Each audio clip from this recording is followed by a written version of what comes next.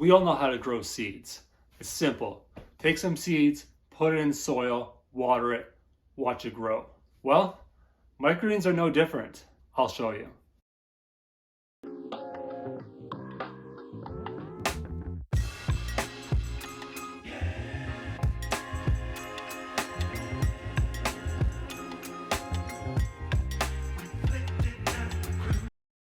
Let's not overcomplicate things. Microgreens are very easy to grow.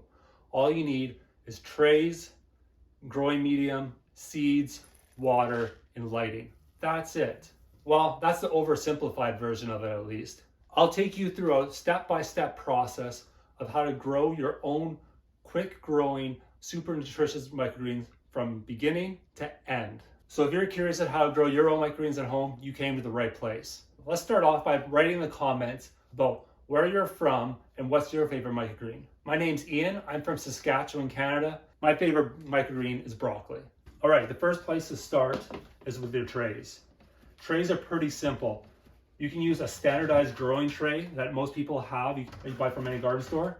But if you don't want to buy those, I went to the dollar store and bought this tray right here for about $2.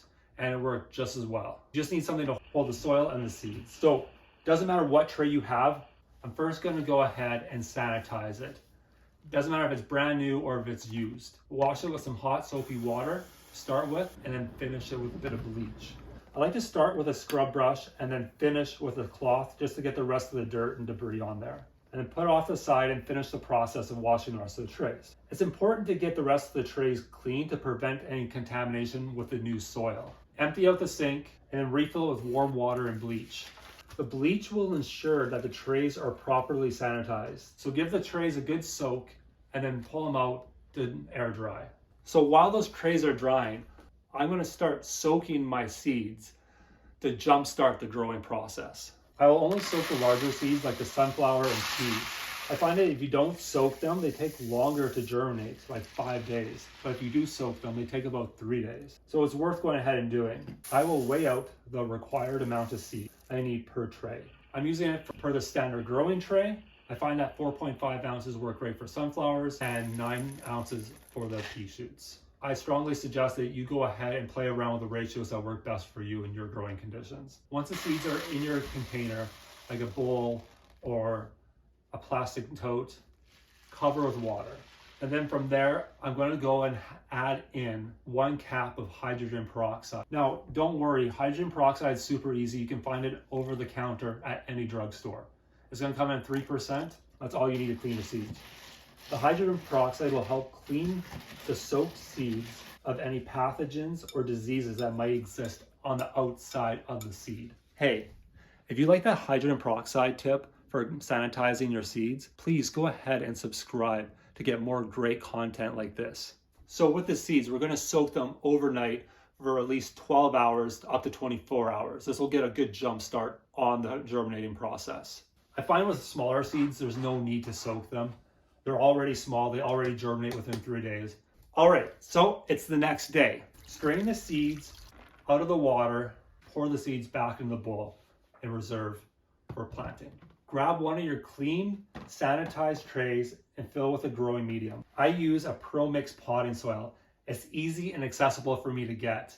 You just buy in a big 60-pound bale at any garden store or hardware store. I know the ratios of peat moss, perlite, and compost are bang on, so no need to worry about it. I'm going to fill the trays with the potting soil and tamper it off with my hand or any other flat surface you have. So if you have a smaller container or a book if you want to use, tamper it off so the soil is nice and flat. This is going to allow you to spread out the seeds evenly out across the soil. Next, take those trays of soil and saturate them with water. This is going to give a great amount of moisture to your seeds to start the germination process. For smaller seeds, weigh them out into the ratio of seeds for the trays, same as the large seeds, and distribute them across the top of the moist soil. And repeat the process with the sunflower and pea seeds. Now for the second last step in the process.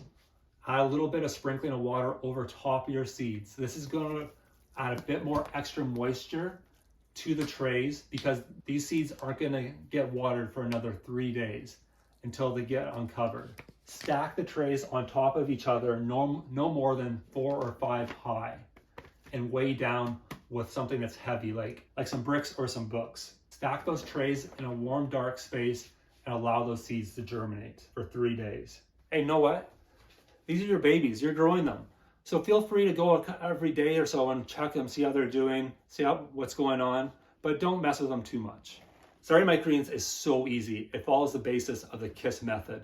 Keep it stupid simple. If you want to see the germination to harvest process and everything in between, go ahead and check out part 2 of growing microgreens. I'll see you on the next one. Bye.